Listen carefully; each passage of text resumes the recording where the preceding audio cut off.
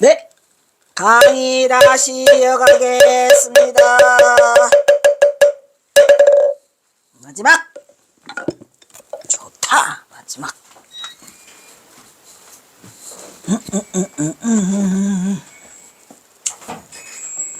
이목. 자, 경허선의 역사. 경허선의 역사는 뭐 보시오. 경허선사가 1849년에 태어났죠. 경허는 약관 23세의 나이에 23세 1871년이 동학사의 강원의 강사로 추대되어 제방학인을 지도하며 전국에서 모여든 학인들은 천여 명에 이뤘다고 합니다. 천여 명.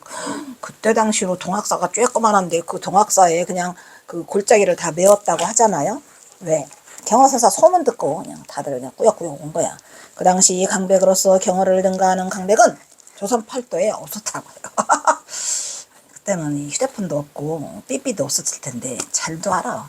소문이 소문에 꼬리를 물고 경허선사가 대강백으로서 조선 팔도에 꺼렁꺼렁했답니다. 그래서 조선 팔도에 없었다고 하는 것은 가히 그 명성을 짐작할 만하다고 말할 수 있을 것이다.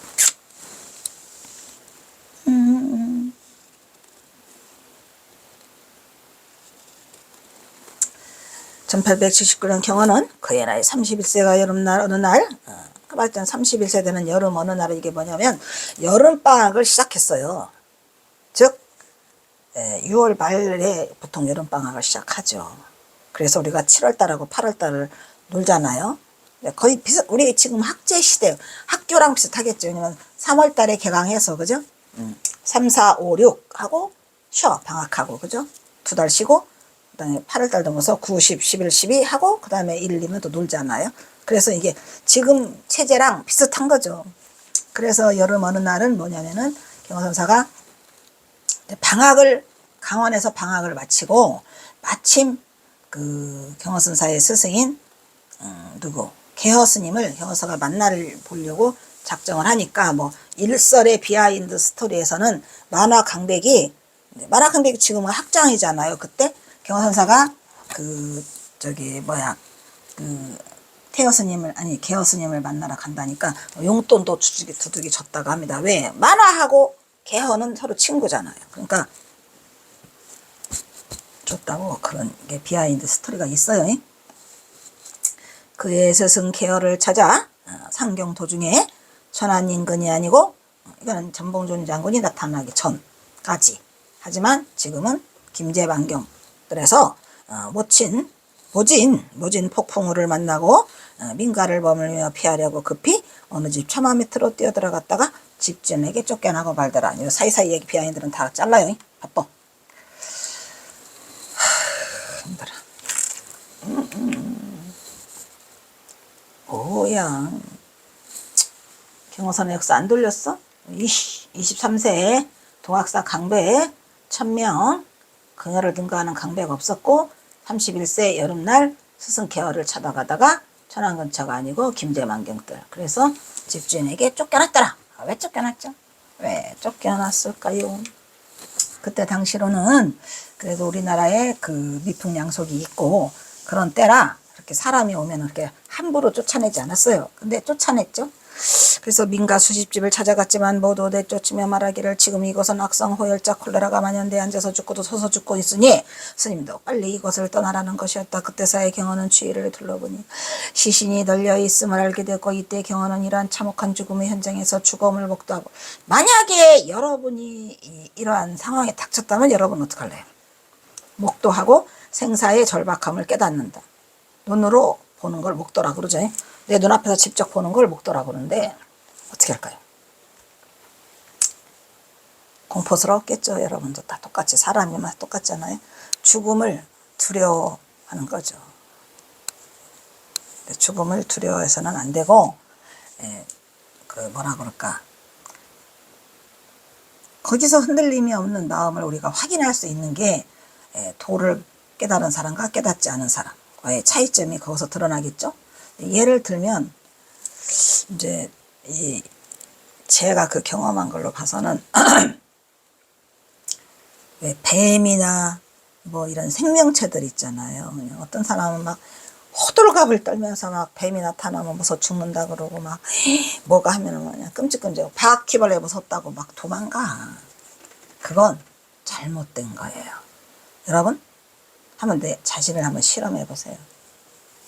바퀴벌레를 보고 그 바퀴벌레가 무섭다? 더럽다? 여러분은 어떤 마음이에요? 나는 과연 어떤 마음이 들까? 뱀이 지나가. 근데 물론 뭐 뱀을 보고 그냥 지나칠 수 있겠죠. 근데 뱀이 그 도로 한가운데를 가로질러 가고 있어. 저쪽에서 큰 트럭이 와. 덤프 트럭이. 한번 지나가면 작살이 나겠지 뭐. 그럴 때 여러분은 어떻게 할까요? 만약에 뱀이 두려우면 뱀을 구하지 못하죠. 근데 뱀은 두려운 존재가 아니에요. 생사의 기로에 서 있어요. 그랬을 때 용기를 내서 그 뱀을 잡아야 돼.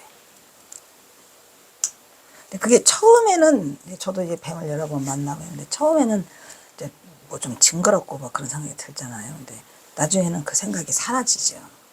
어떠한 상황에 와서도 그 공포와 두려움이 없어야 되는데 그런 게 좀 익숙해져 가는 거야. 하루아침에 되는 건 아니죠. 하루아침에 되는 거 아닌데 그거를 자꾸 해보면 별거 아니야. 오로지 뭘로? 자비심으로 무섭다 더럽다 뭐 이런 걸 떠나서 그냥 자비심으로 그거를 하면 할 수가 있더라고. 우리도 지금도 저희 아침에 이제 제가 새벽에 이렇게 맨발로 도는데 동네를 도는데 가다 보면 새가 죽어 있어. 근데 그냥 이게 지나치려다가 저기서 뭔 자가용이 오는데 이거 한 번 더 지나 두 번 죽일 수는 없잖아. 쓱 들어다가 가장 좀 예쁜 곳 그래도 기왕 갔으니 예쁜 곳 담벼락에도 놓고 올 수 있는 그런 용기. 뭐 그것뿐이 아니고 우리가 마음을 내면 사실은 그런 두려움의 공포가 사라져요. 그냥 한번 해보시라고. 아이? 한 번 하고 두 번 하고 세 번 하면 그게 그렇게 뭐 이렇게 막 저기 하잖아. 근데 그냥 뭐 하나 벌레 나타났다고 막 소리 지르는 건 참으로 한심하도다. 뭐 우리 주변에는 우리 경호사를 공부하는 사람은 그런 사람이 없으리라고 보고 보다 침착함으로 오로지 자비심으로.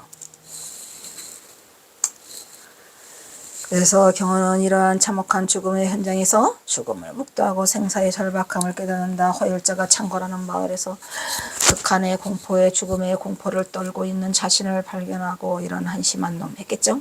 그래서 비로소 크게 발심하게 된 경호는 발길을 되돌려 화학사로 돌아와 하루 밤새도록 걸었답니다. 쉬지 않고 해서 동학사까지 올 수 있었나 봐요. 학인들을 해산시키고 강원을 철폐하고 사교 입산을 택한다. 사교 입산. 경선사에게 지금 현재 딱 맞는 말이죠. 교를 버리고 교학인 강백을 버리고 선으로 들어오게 되는 거죠. 그래서 경선사는 그동안의 선 어록을 많이 보셨는데 그 중에서 이제 마음에 남아있는 려사미거 마사토레라는 위대한 하드를 들고 참선에 들어가게 되는 거죠. 이거는 또 어떻게 보면은 그 위인이 탄생하기 위한 전초전으로 밑에 깔려 있어요. 이미 허열자가 그때 일본 허열자가 상륙하게 되고 그 허열자가로 인해서 많은 콜레라로 인해서 죽음이 많이 있었고 또 경호선사는 어떻게 보면은 뭐 하루아침에 되겠습니까? 이미 무르익어 있었는데 비록 교학을 공부하지만 이 선을 많이 공부를 봤던 것 같아요. 그러니까 려사미가 마사도레라는 위대한 화두까지 알게 되지 누가 알아. 그냥 인간들 화두 물어보면 겨우 알아봐야 무자 화두에다가 무슨 이목고에다가 또 뭐냐 간식을도 아는 사람도 별로 없어. 다 아니야 개나 소나 이목고더라고. 그 이목고는 시신마잖아요. 한문으로 하면 시신마인데 그 시신마가 뭐 그렇게 대단하진 않아요. 왜냐? 화두를 갖다가 한마디로 후드럭 까는 것은 옳지 않아. 그런데 시신마, 이먹고 그 다음에 간식월, 말은 똥막대기, 뭐 무자 이런 것들이 왜 이렇게 대단하지 않냐면 너무 많이 익숙하게 들어서 뭐가 안 생겨. 의심이 안 생겨요. 의심. 의심 덩어리가 돈발에서 크게 돼야지 우리를 이끄는데 그게 안 되기 때문에 너무 흔하게 주워 듣고 버리고 주워 듣고 버리고 스님들이 또 맨날 그 강의할 때마다 주워 듣고 버리는 너무나 입에 다른 그런 그 화두들이라 큰 의심은 안 생기죠. 정전 벽수자도 마찬가지예요. 뜰 앞에 잣나무 누가 몰라? 근데 그런 화두 말고도 쌩글쌩글한 탱탱한 화두들이 많아요. 나중에 내가 이 경어집 이거 강의를 선시만 딱 1년 했었거든요. 충정사에서 52강이 나와요. 그게 하루에 5개씩을 쪼개면 1시간 그 우리가 강의 하루 할 때 5개를 했거든요. 근데 5개를 1시간에 못해요. 3시간씩 했어요. 3시간. 일주일에 3시간. 매주 금요일.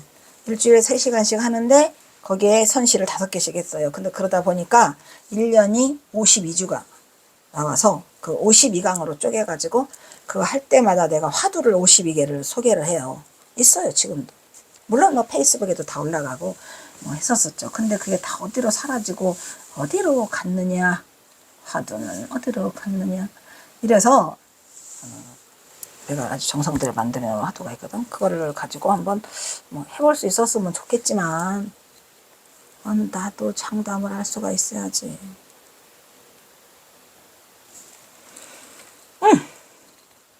그래서 이제 경원사가 선택한 화두가 뭐더라? 우리가 삼위가 사도래요. 자, 조사당문을 걸어 담그고 지금도 조사당은 있더라 없더라? 있더라. 통화사 가시거든. 경호선사 의도하신 그 조사당이 어디에요? 라고 하면 안내해 주죠. 자꾸만 해. 지금은 뭐 말했잖아요. 손님들 와서 잠자리 방 없으면 여벌로 그거 내주더라고. 걸어 잠그고 송곳을 보게 되고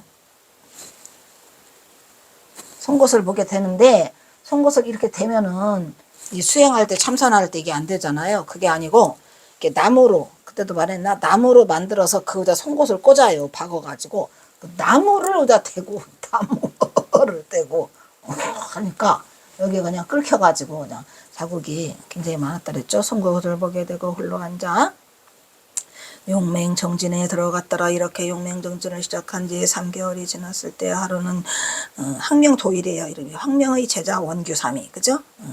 항명도일의 제자 원규가 전하는 말에 어떤 말? 소가 콧구멍이 없다. 간단히 쓰지만 이건 풀면 뭐예요? 소가 콧구멍이 없다는 게 말이 돼요? 화두라고 해도 화두가 무슨 어디서 뚝 떨어진 말이 아니고 앞뒤가 맞아야죠. 이거는 말이 안 맞아요. 소가 콧구멍이 없다. 일반적인 사람들이 그냥 막 쓰는 말이라 저도 그냥 갖다 썼는데 더 정확하게 말하죠. 소가 되어도 곱빗 뚫을 콧구멍이 없는 소가 돼야지 라고 그 이처사가 말한 게 그거 다예요. 그러니까 뭐야? 곱빗 뚫을 콧구멍이 없는 소. 소가 됐는데 코도 다 있겠죠. 근데 여기서 곱빗 뚫어야 안 돼. 콧뚜레 뚫죠? 그 자리가 없다 이런 말이야. 곱빗 뚫을 콧구멍이 없는 소. 그럼 그게 뭔 소리야? 곱빗 뚫을 콧구멍이 없는 소가 있나요 없나요? 이런 말의 경우는 화련대오를 했더라 이런 말이야. 또 말했지만 그거를 한문으로 말하면 우, 무, 비, 공, 처 5개 했죠. 거기에서 가장 중요한 핵심 한 글자 우, 무, 비, 공, 처 한 글자. 예? 그러니까 화두가 뭐가 있어야 된다 그랬죠? 중도가 있어야 돼요. 중도가. 그래서 중도가 없는 화두는 죽은 화두. 우, 무, 비, 공, 처 어디에서 있어요? 허물구가 어디냐? 허물구를 찾아야 돼. 는 말의 경우는 화련대오를 했다. 1879년 11월 15일 경어선사의 나이는 31세. 으냐 좋다. 파릇파릇하지요. 경어선사가 31세에 깼었다는 사실은 가끔씩 잊어버려. 응? 경어선사는 그냥 우리가 본 경어선사 연세 들고 뭐 이런 그런 경어선사라 보이지 새파랗게 젊은 31세의 이 경어가 눈에 보이냐 이런 말이야. 오 마이 갓. 그러니까 이게 참 이게 나이가 많고 적고가 중요한 게 아니고 깨달음의 경지를 터득한 자의 모습이라는 거는 다르죠.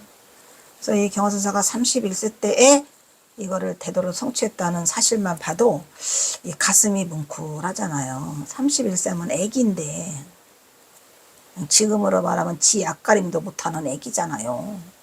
또 어떻게 그런 분이 이거를 우주 삼라만상의 진리를 깨뜨는 자는 이 얘기냐 이 말이요.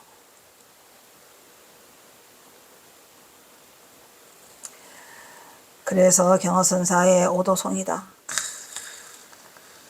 이 오도송은 경화선사가 오도가를 다 580자를 하셨잖아요. 580자를 만들고 이거를 집어넣은 거예요. 맨 마지막에 송으로.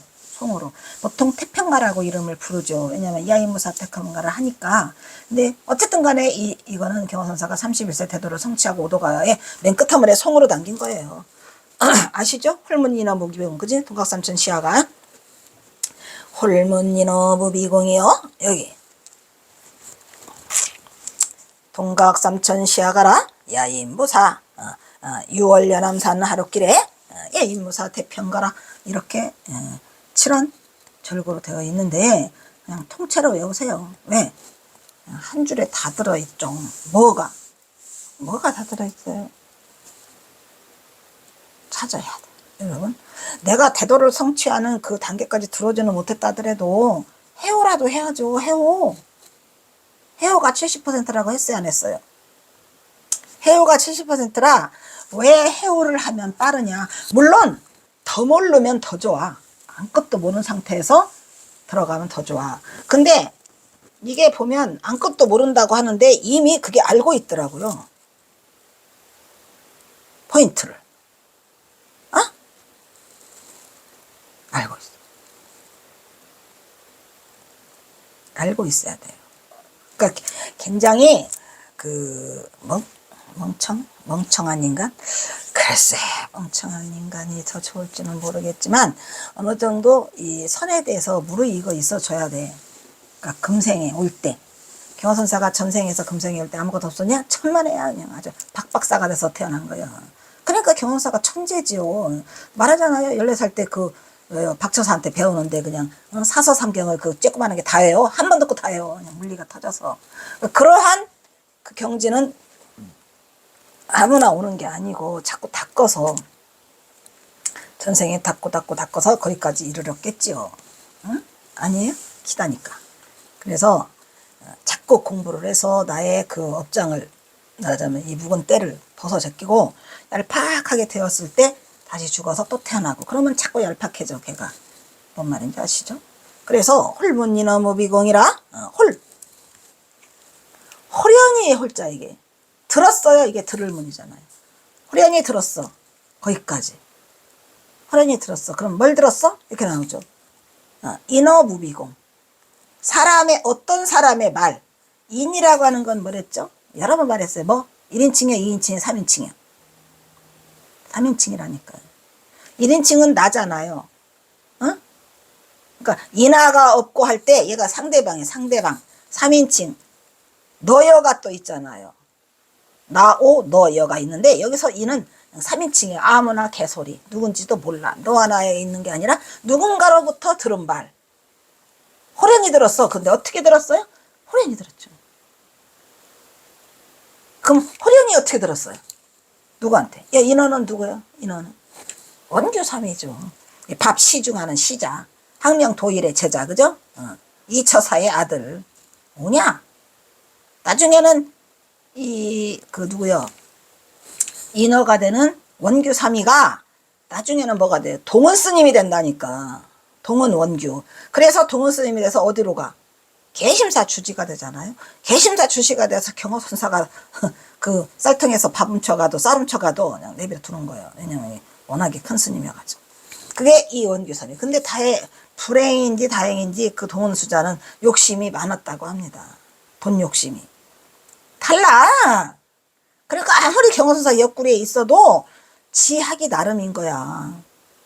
아시겠죠? 경화선사가 그 어머니가 야, 저기 뭐야 경호야 너는 이렇게 훌륭한 그 됐다고 사람들이 그러는데 나도 좀 어떻게 데리고 가주라. 아이고 어머니가 바쁘다. 어머니 밥그릇을 빼왔잖아요. 그 막 드셔. 아니 너는 왜 내 밥을 먹냐? 아니 어머니가 나한테 잘 보인다며. 그러면 내가 먹고 나면 어머니가 밥 안 먹어도 배부르겠네? 라고 해서 그 뺏은 그 이야기가 있잖아요. 그것처럼 호련히 들었어. 인어로부터 어떤 사람으로부터 호련히 들었는데 그 어떤 사람이 온규삼이고 호련히 들었다는 얘기는 문득 들었다. 스님 소가되어도 고삐들을 구멍이 없는 우무비공처가 있다는데 그게 뭔 말이죠? 라고 하는 말을 그냥 진짜 호연히 들었어요. 100일째 되는 날. 100일째 되는 날 그 문 밖에서 들려오죠. 왜냐면 이미 패친방찬한 건 오래됐어요. 현사가 일주일도 넘었는데 일주일 지나도 밥을 안 드세요. 그런데 이제 그 누구죠? 황명도일이 야 이게 뭔 소리냐 네 애비가 말하는데 네 애비가 나보고 우무비 공처를 말하는데 이게 뭔 소리요? 어디 들어본 말이 있냐? 아니요 우리 이그 동은 스승이 동은이니까 그때는 경서사가 지금 공부를 하고 있는데 뭐 패친방찬 하고 있는 것 같아요. 지금 일주일간 밥이 얼어서 그대로 있는데 한번 여쭤볼게요 라고 해서 스님하고 문 두드리면서 얘기를 했는데 그때 경서사가 호련 대화하는데 이 말이죠. 무슨 말? 무비공. 여기 앞에 빼진 것은 소우자를 빼먹었죠. 우, 무비, 공. 처. 구멍 첫. 장소 첫자니까. 곱비뜰을 구멍이 없는 소. 그 앞에는 뭔 곱비?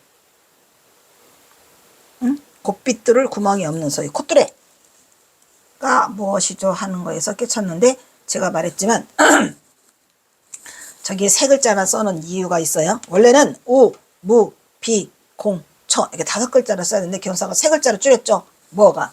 여기 무, 비, 공. 무비공. 핵심이야. 근데 이 중에서 무가 핵심일까요? 코비자가 핵심일까요? 구멍공자가 핵심일까요?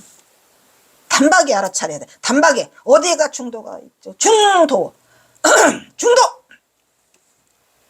가장 중요한 5글자 중에서 핵심이 이 무.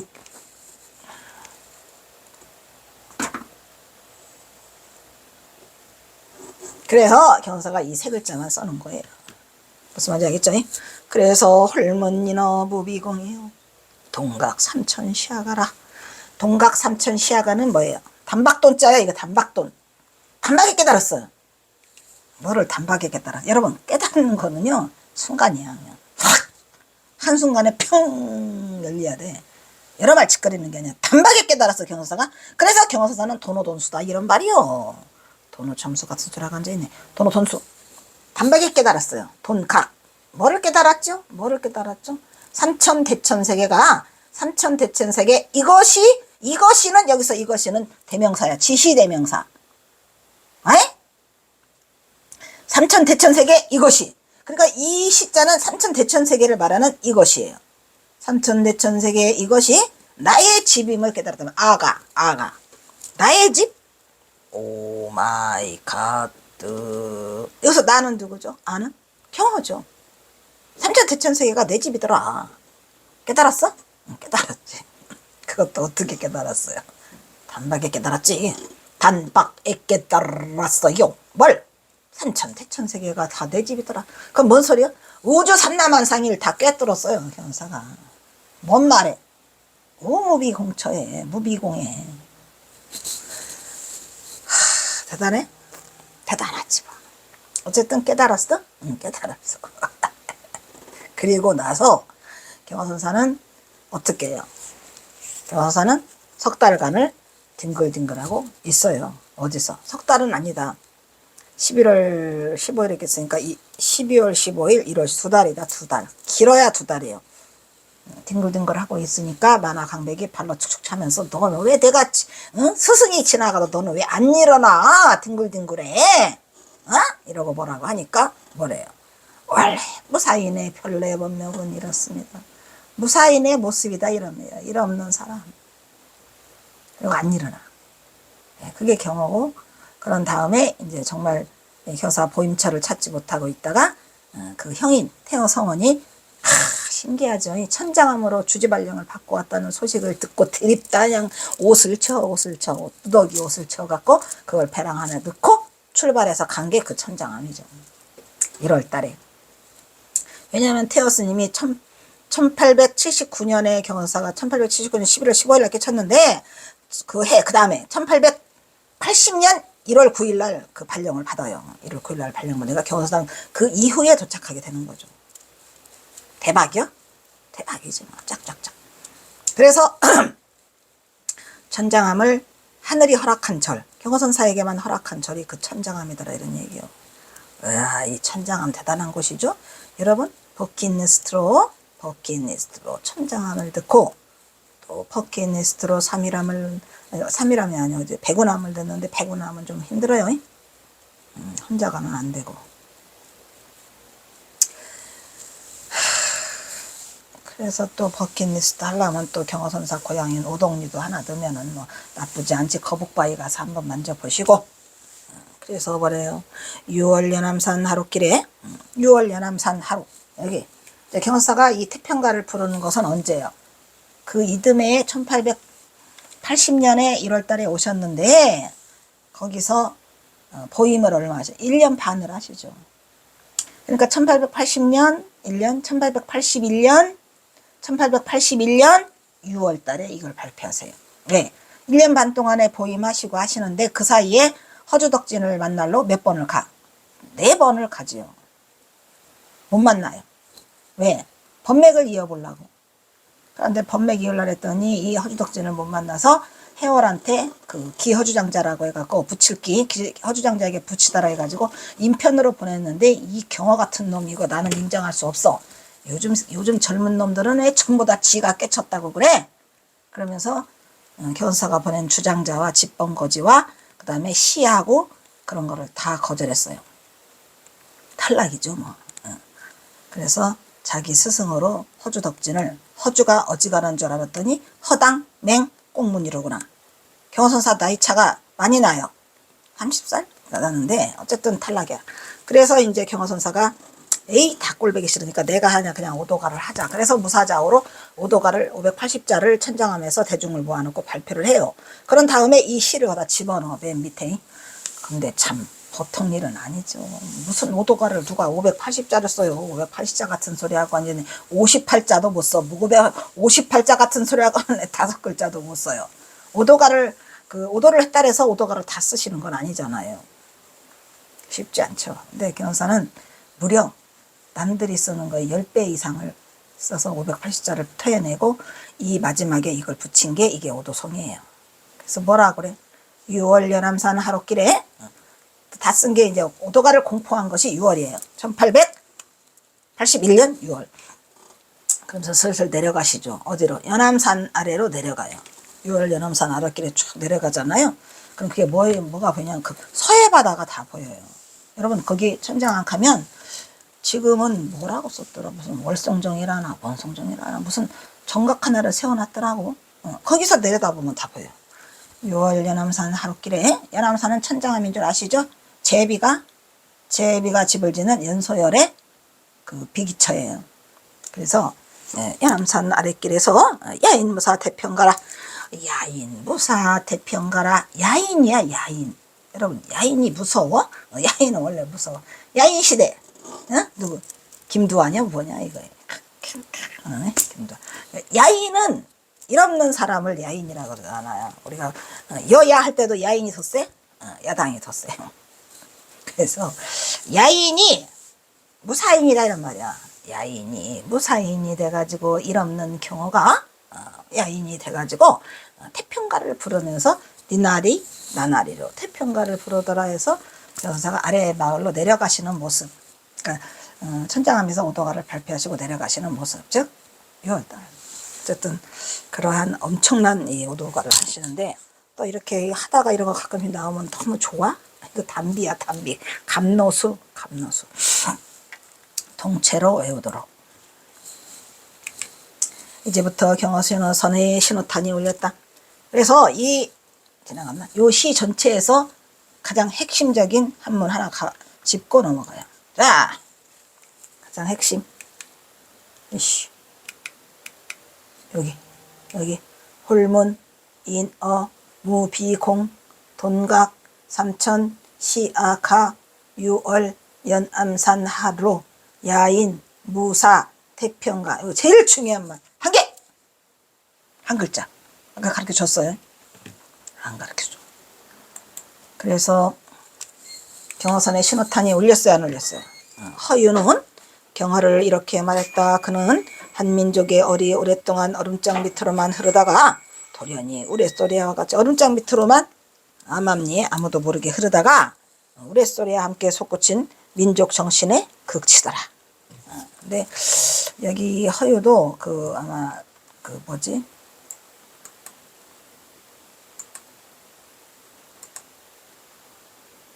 각주로 아마 달았을 텐데 뭐냐 이거.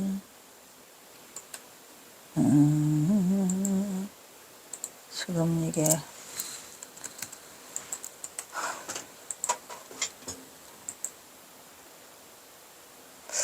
안 나오네 정확하게. 아 여기 나왔다. 이 사람인가? 아닐 거야. 이 사람 경어선사와 같은 맥이 있는 사람이 아니에요. 이게 무슨 그때 당시로 말한 사람이 있었나 봐요. 큰 사람은 아닌 것 같고 그냥 뭐 학자인 것 같긴 하네요. 그 진민족 선의 극치이다. 경어는 많은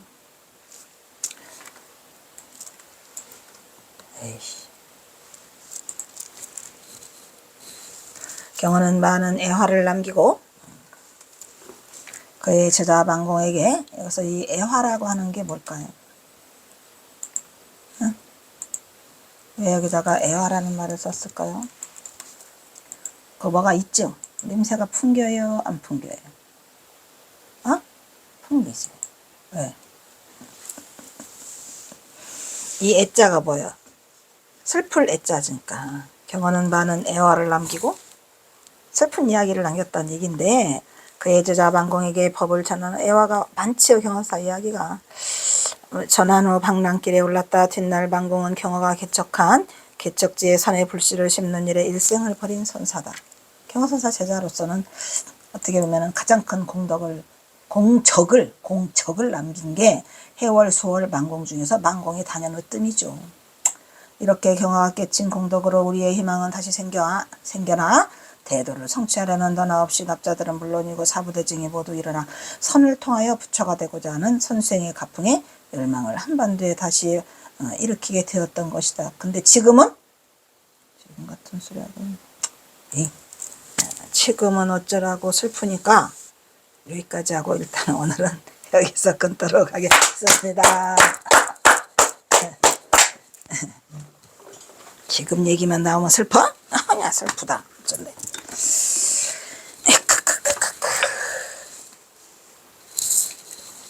다음은 사홍서원이 있겠습니다.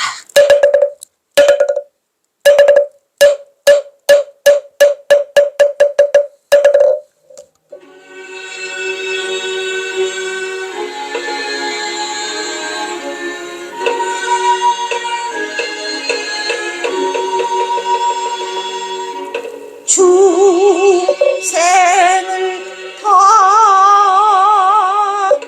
건지오리다. 번뇌를 다 이어리다. 법문을 다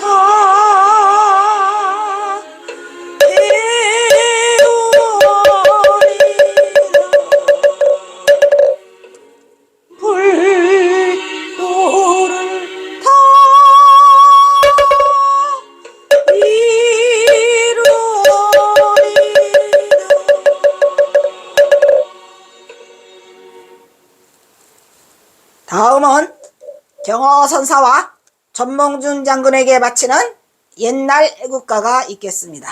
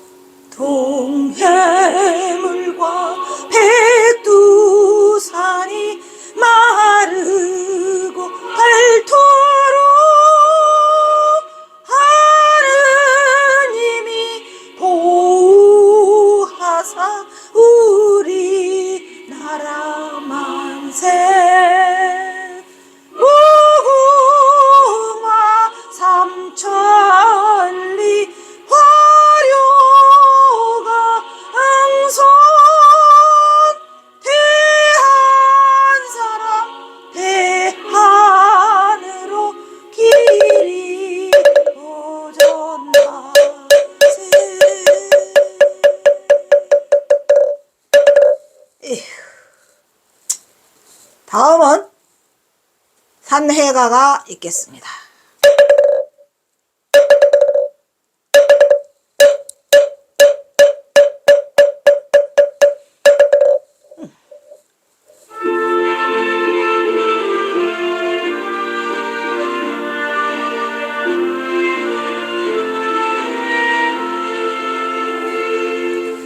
몸은 비록 이 자리에서 헤어지지만 마음은 언제라도 떠나지 마세. 거룩하신 부처님을 항상 모시고 오늘 배 높은 법문 깊이 새겨서 다음 날 반가우게 한 마음의 뜻으로 부처님의 성전에 다시 만났으니